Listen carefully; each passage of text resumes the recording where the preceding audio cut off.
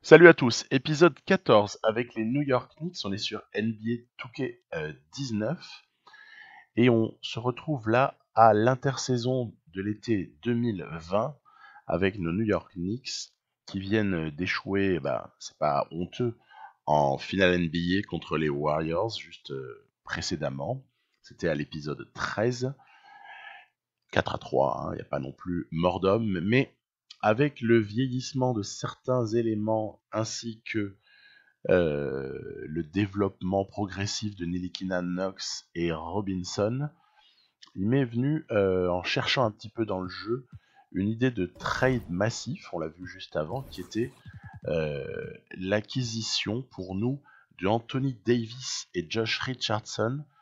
Il faut savoir que les, le Miami Heat était en reconstruction, donc le départ de Richardson contre deux contrats expirants, Carmelo Anthony, Wes Matthews, avait du sens.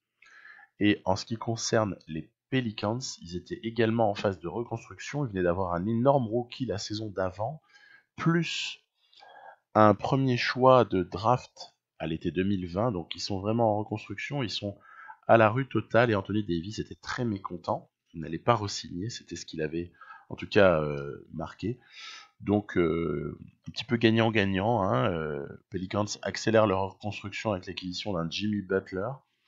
Ils n'avaient pas de poste 2 jusque-là qui était performant. Après, ils feront ce qu'ils veulent avec Marc Gasol, qui est déjà au moins une base pour accompagner pour le départ. En tout cas, pour nous, ce qui nous concerne, c'est que nous avons là euh, un joueur majeur, Anthony Davis, qui va être positionné aussitôt en poste de pivot. On sait que depuis euh, quelques mois, depuis exactement la blessure de DeMarcus Cousins, Anthony Davis joue 5 en fait en NBA.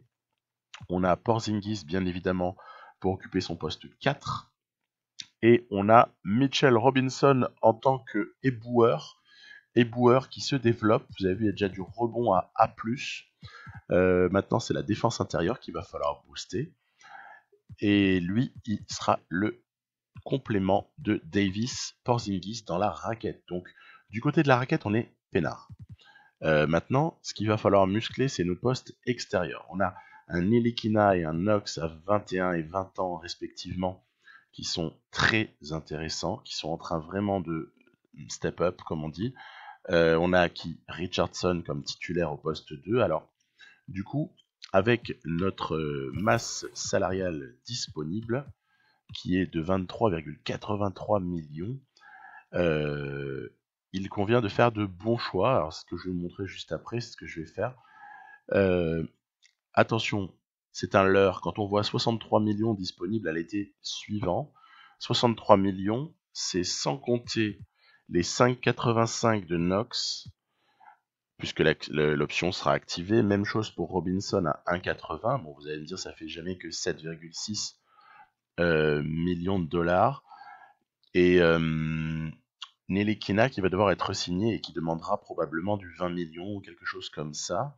Donc légitime vu son développement.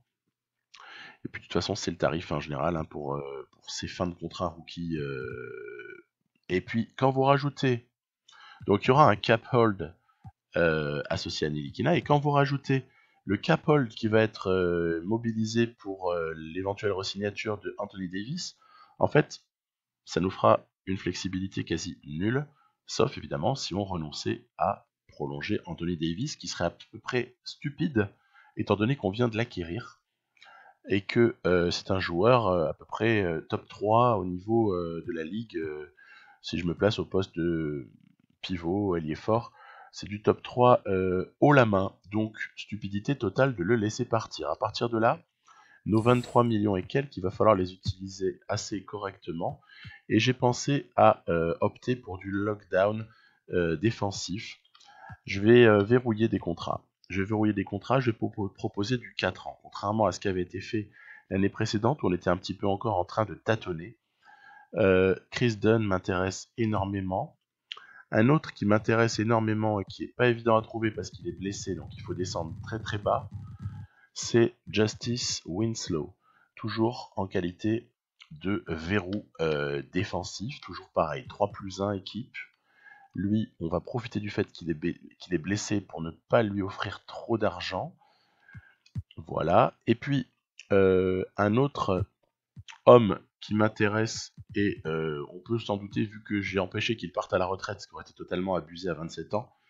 Un autre qui m'intéresse pas mal, en profitant de l'exception dont on dispose, une enveloppe de 5,72, c'est KCP. KCP en tant que 3&D, ça m'intéresse beaucoup.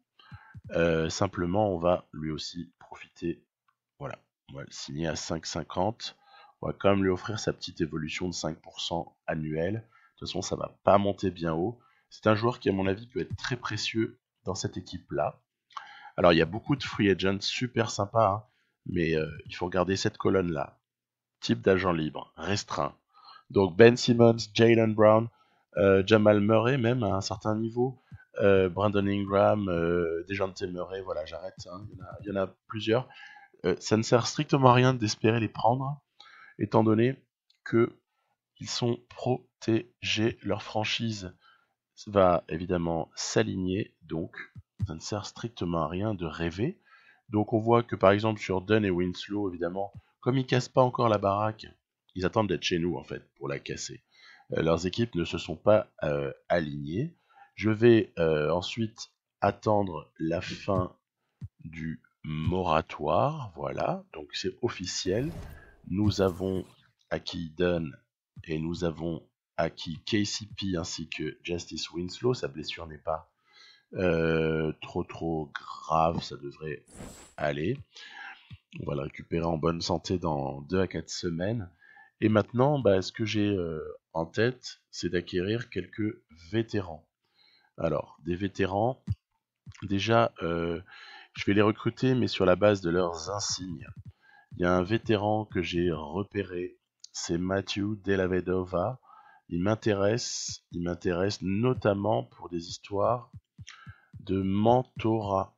Voilà, il a 3 petites choses qui m'intéressent ici, 3 insignes bronze, ce qui peut déjà suffire à nous aider. Et puis comme backup à 71, ça me semble relativement parfait. De toute façon, on n'a plus que des salaires minimums à offrir, hein, donc à partir de là, on dispose plus de la moindre exception qui soit, puisqu'elle a déjà été consommée pour KCP.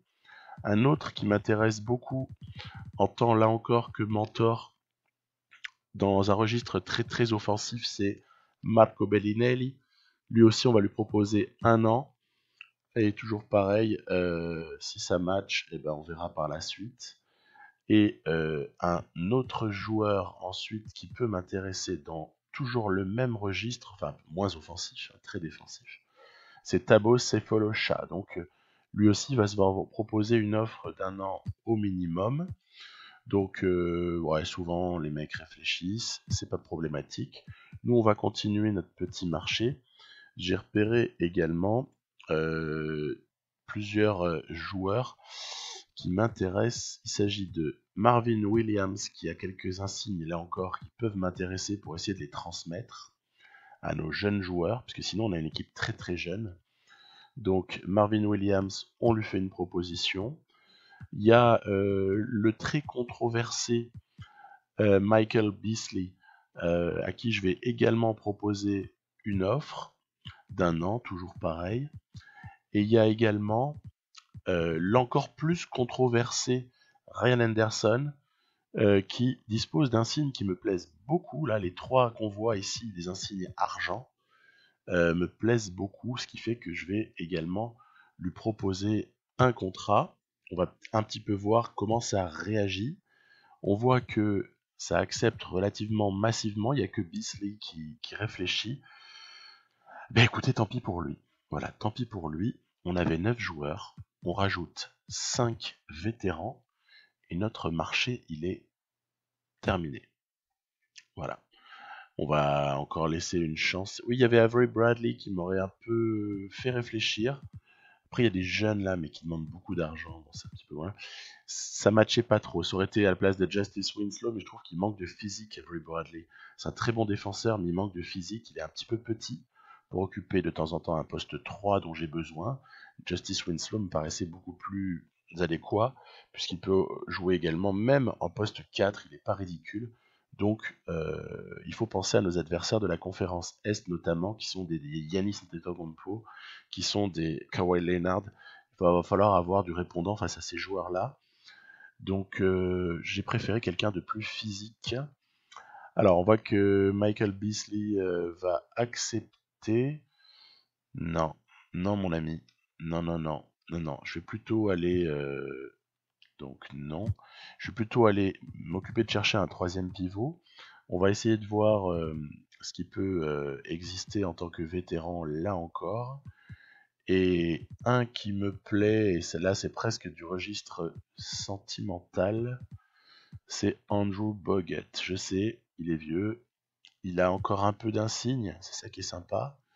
Il va forcément régresser juste après, mais en tant que, entre guillemets, 14e ou 15e homme, je prends tous les jours ce type de joueur très expérimenté qui est totalement vétéran et qui a là encore pas mal de choses à apporter.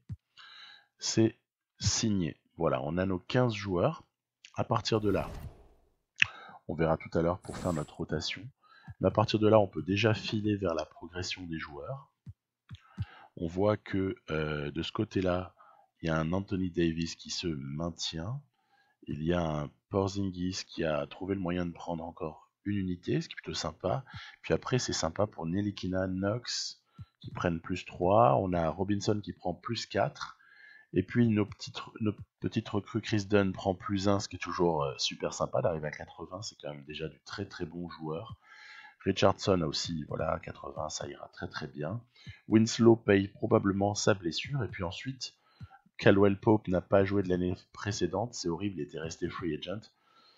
Et puis après, évidemment, nos vétérans régressent. Mais j'ai aucun problème avec le fait qu'ils régressent, puisque de toute façon, nous ne les avons pas pris spécialement pour jouer, puisqu'on ambitionne à ce moment-là une rotation à 9, avec 8 joueurs qui auront le plus de temps de jeu. Donc, ce que je veux vite voir à ce moment-là, c'est quels sont les potentiels actuels pour les uns et les autres. On voit que Ntilikina a B+, Knox A-, et Robinson B+. Or, qu'est-ce que j'avais fait? C'est que j'avais recruté volontairement un préparateur physique qui était de meilleure qualité. C'était entraînement A. Et ça va conditionner un truc, ça va conditionner le nombre de camps d'entraînement qu'on va avoir.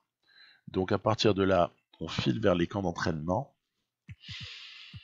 Et l'avantage, c'est que normalement, si tout va bien, on va en avoir 3 alors qu'on en avait eu 2 la fois précédente.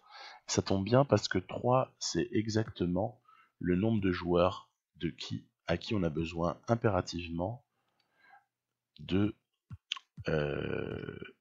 booster le potentiel parce qu'ils sont encore jeunes et que c'est encore loin d'être, vous voyez, Ntilikina 80 à 22 ans, ça donne envie de booster le potentiel, surtout qu'on croit énormément en lui, c'est un de nos projets. Potentiel inexploité également, évidemment, pour Kevin Knox. Voilà, il monte à A, ça commence à devenir très intéressant là encore.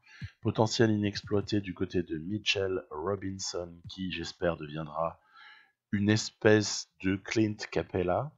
Ce serait énorme. C'est à peu près ce qu'on peut lui demander comme type de projet. Et on va évidemment, sans tarder, passer à la saison suivante. Saison suivante, on voit que ça va démarrer par un match face aux Pacers. Ce sera voilà un de nos premiers rendez-vous. Donc Ntilikina, Knox, Porzingis, Davis, Richardson, ça me paraît correct au niveau des intransférables. On peut retirer Isaac de notre liste. On n'aura probablement jamais besoin de Jaren Jackson. Par contre, Kawhi Leonard, bon, c'est sentimental, je laisse. Et on va tout de suite se diriger vers le coaching, puisqu'on va mettre en place notre tactique. Voilà, alors il y a des rotations qu'il va falloir faire manuellement, parce que moi j'ai pour habitude de ne pas laisser faire l'IA. Je préfère vraiment faire les choses en manuel, donc c'est parti. Bon, voilà qu'on a sur le banc, a priori, 4 joueurs qui ne joueront pas, mais qui peuvent être appelés. Et je suis certain que si jamais ils ont du temps de jeu, type de joueurs avec lesquels il y a moyen de se faire bien plaisir. Alors, la rotation. Je vais faire un choix qui est de faire démarrer à peu près ce qui était prévu à l'avance, à savoir Ntilikina, Richardson, Knox, évidemment Porzingis et Anthony Davis. Et ensuite, l'idée, ce sera de faire terminer plutôt le match, puisque défensivement, il est encore un peu plus performant pour le moment, à Chris Dunn, et faire terminer également le match en tant que lockdown dont on aura vraiment besoin dans les fins de match à Justice Winslow. Sinon, évidemment, les starters pour les 3 autres postes termineront très clairement les rencontres. Donc voilà, ça nous fait le 5 qui termine et le 5 qui commence. On commence toujours par là. Après, il y a Robinson dont on a dit qu'il allait être une partie très très importante de la rotation. Je vais lui donner 27 minutes. Et donc je vais commencer déjà par attribuer le poste de pivot. On va donc tourner avec 3 joueurs dans la raquette qui seront Davis, Porzingis, Mitchell, on l'a compris. Et ce qui va se passer, c'est que pour des raisons de repos des joueurs, voilà, on fera terminer à Porzingis le 3e quart-temps, pendant qu'Anthony Davis se reposera. On aura également, fait participer Anthony Davis aussi au poste 4, évidemment, hein. C'est assez naturel. Mitchell Robinson va prendre des minutes à ces moments-là. Voilà. Ensuite, Porzingis va passer tout le 2e quart-temps au poste 4. Donc pour lui, c'est réglé.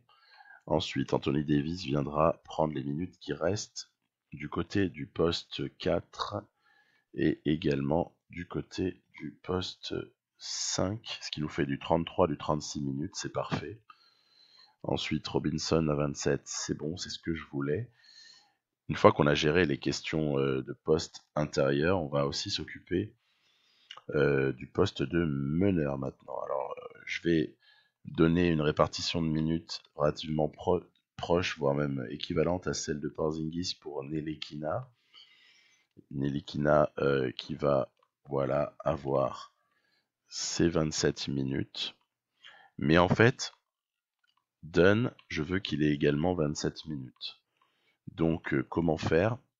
Tout simplement, il y a un moment donné où ils vont être sur le terrain tous les deux.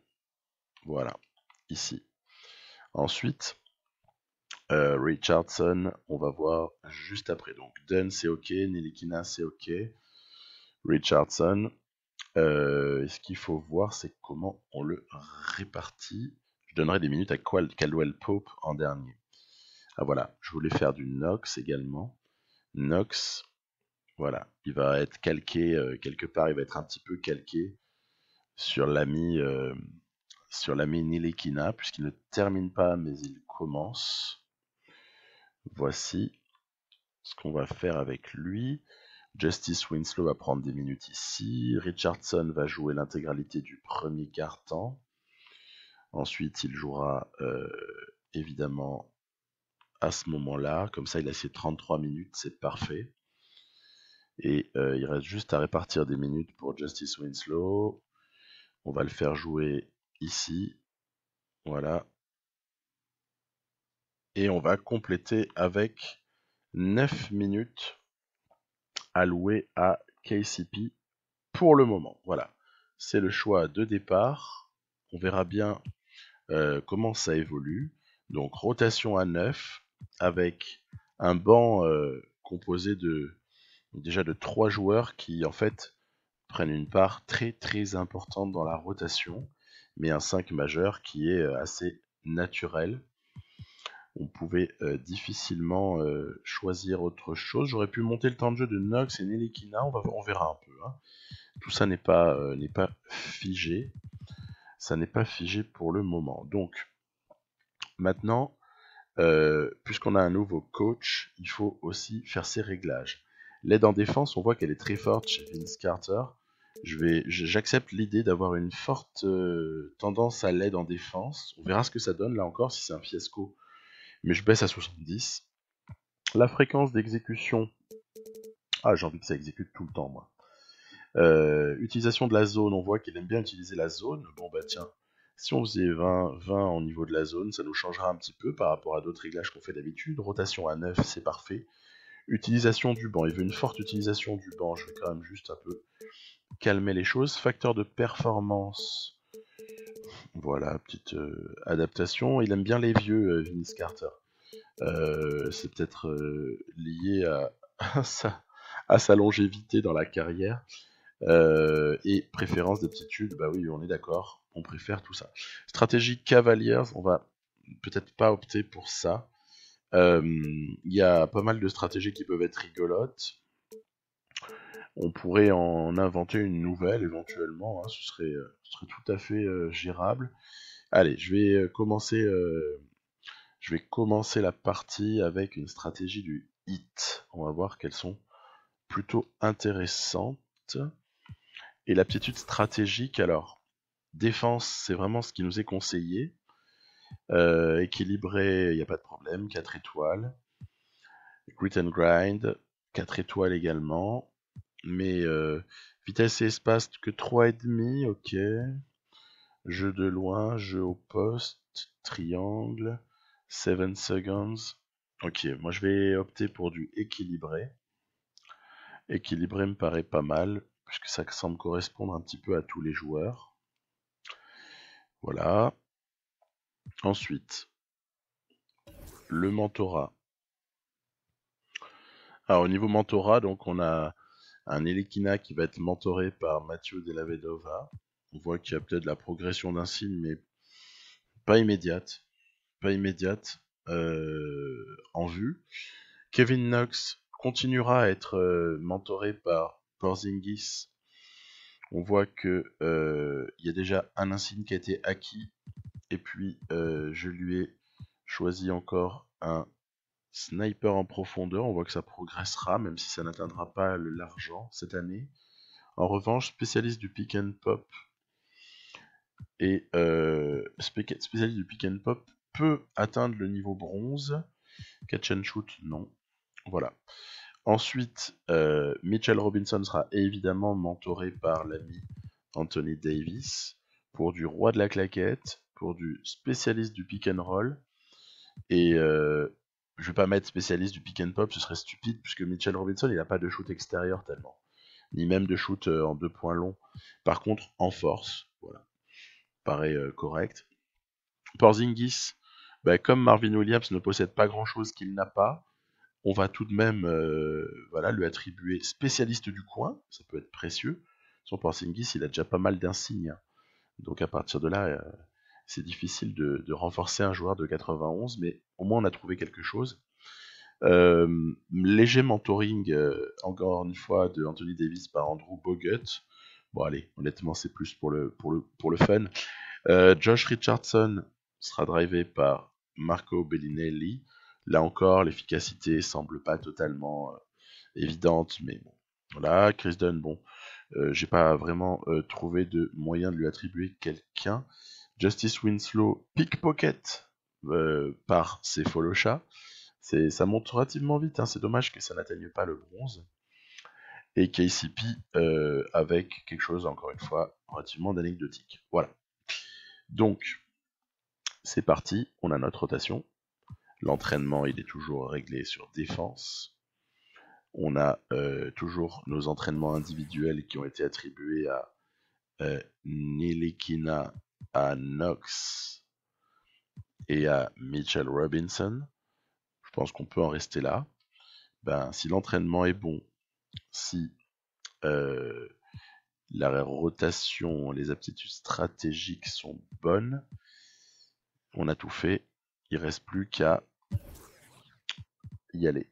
Voilà, on voit que Mitchell Robinson veut une prolongation. Il est éligible à une prolongation. Il est ouvert à 20 millions, je considère pas que ce soit urgent de le faire parce qu'il a encore une année en option. On activera cette option-là et ensuite on verra pour un nouveau contrat l'année qui suivra. Allez, place au jeu. Alors, justement, le premier match qui nous est proposé, c'est un déplacement du côté d'Indiana, où on va affronter des Pacers, dont on voit qu'ils ont Isaiah Thomas. Ils ont aussi un rookie Doumbouya, là, qui doit être, je pense, un rookie 2019, si je ne m'abuse. Bref, il a l'air assez bon, en fait. Il a l'air assez bon. Bah tiens, ça commence pas mal pour Richardson. Il prend déjà un premier rebond offensif. Voilà, ensuite, bah, on peut voir que j'ai vraiment choisi de très larges extraits. Enfin, très courts extraits, autant pour moi. Parce que, bon, déjà l'épisode était assez long. Et puis en plus, ce match, en fait, vaut essentiellement par ces 2 dernières minutes. Pour être très franc. Donc ça sert à rien. Encore une fois, l'objectif c'est pas de rallonger et de faire un maximum de temps, c'est plutôt d'essayer de montrer que des choses qui paraissent nécessaires ou qui paraissent intéressantes. Vous voyez par exemple qu'en première mi-temps on avait eu un joli 3 points de Winslow, on a quelques jeux en pénétration de Chris Dunn, mais pour une adresse globale assez calamiteuse pour être franc. Même Anthony Davis a été calamiteux au niveau de l'adresse. Et du coup, ça va nous obliger à se concentrer en deuxième mi-temps, déjà en premier lieu. Parce que les Pacers, regardez à l'image de Moore qui vient choper un super rebond offensif claquette. Ils nous mettent à mal, hein. Au début du quatrième quart-temps, on est à 26-31, avec des stats mais déplorables, 32% au global, 1 sur 9 à 3 points. Et puis, il y a un monsieur en quatrième quart-temps là qui a décidé que il n'allait pas perdre pour son premier match avec les Knicks. Maintenant qu'il est, on peut le dire, on peut proclamer le franchise player des Knicks. Porzingis étant son lieutenant, hein, c'est très clair. Aïe, le vilain Oladipo nous a échappé, j'ai un peu mal joué, j'ai lâché la défense au mauvais moment. Allez, 1 minute 20, c'est maintenant que ça se joue. On va user et abuser du jeu à 2, voilà, avec Dunn notamment. Et puis il y a une mismatch aussi qu'il va falloir vraiment exploiter, c'est la mismatch Dunn à Isaiah Thomas. Parce que quand on a le pire défenseur de la ligue, non j'exagère peut-être, mais en tout cas on n'en est pas loin. Quand on a un des pires défenseurs de la ligue face à soi, il faut aller chercher ce qui doit être pris. Donc bon là il y a une faute un petit peu bébête qui s'est faite sur Sabonis, qui n'est pas mauvais. Très bon joueur, hein, Sabonis dans le jeu, hein, il est pas mal. Hein. D'ailleurs, dans la réalité, il est pas mal non plus. C'est un super joueur. Donc voilà, bon, allez, une petite ISO là. Je suis pas un coutumier de l'ISO, mais je crois qu'il y a des fois où il faut oser le faire. On a l'avantage de taille, on a l'avantage de puissance. On peut jouer comme ça en enroulé.